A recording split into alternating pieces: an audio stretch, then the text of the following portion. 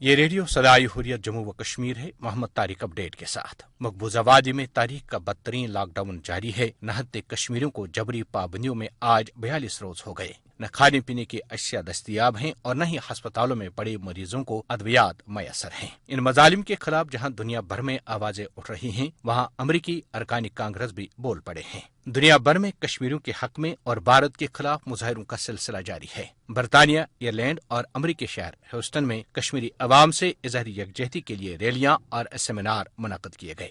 Kashmiri community نے کہا کہ نریندر مودی دوسرا ہٹلر ہے۔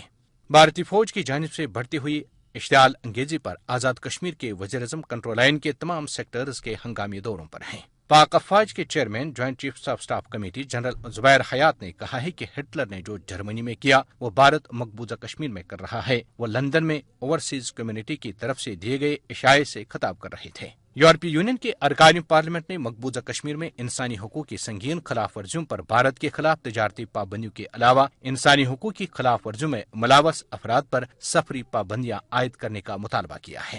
امریکی صدارتی امیدوار بننے کی خواہش مند ڈیموکریٹک لیڈر کملا ہیرس کا کہنا ہے کہ کشمیری تنہا نہیں ہیں، ہم صورتحال دیکھ رہے ہیں جہاں مناسب ہو مداخلت کی جائے گی۔ دوسری جانب امریکی صدارتی امیدوار کی دوڑ میں شامل ایک اور ڈیموکریٹک امیدوار بیٹی آروک نے مقبوضہ کشمیر کی صورتحال پر تشویش کا اظہار کرتے ہوئے کہا ہے کہ امریکہ کو مسئلہ کشمیر حل کرنے کے لیے اپنا کردار ادا کرنا چاہیے۔ برطانیہ میں مودی کی حمایت میں کیے جانے والے مظاہرے کو کشمیری اور پاکستانیوں نے ناکام بنا کر بھارتیوں کو بھاگنے پر مجبور کر دیا ہے۔ اب سنیے تبصرہ۔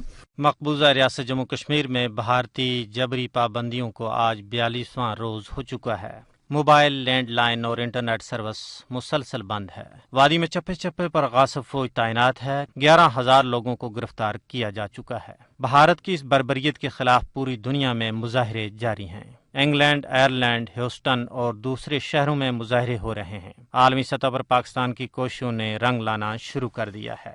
یقیناً عالمی سطح پر پاکستان نے مسئلہ کشمیر کو اجاگر کرنے میں ایک اہم اور کلیدی کردار ادا کیا ہے۔ پاکستان نے اس تنازع کو اقوام متحدہ اور دوسرے عالمی فورموں پر بھرپور طریقے سے اٹھایا۔ پاکستان کی کوششوں سے عرصہ 50 سال بعد مسئلہ کشمیر اقوام متحدہ کی سلامتی کونسل کے ہنگامی اجلاس میں زیر بحث لایا گیا۔ اسلامی تعاون تنظیم سمیت دیگر اداروں نے بھی بھارتی اقدام کی شدید مخالفت کی۔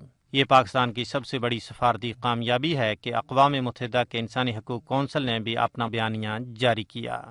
علاوہ ازیں یورپی یونین کے اراکین پارلیمنٹ نے بھی کشمیر کو بین الاقوامی قانون اور دو طرفہ معاہدوں کے مطابق حل کرنے پر زور دیا ہے۔ تبصرہ ختم ہوا۔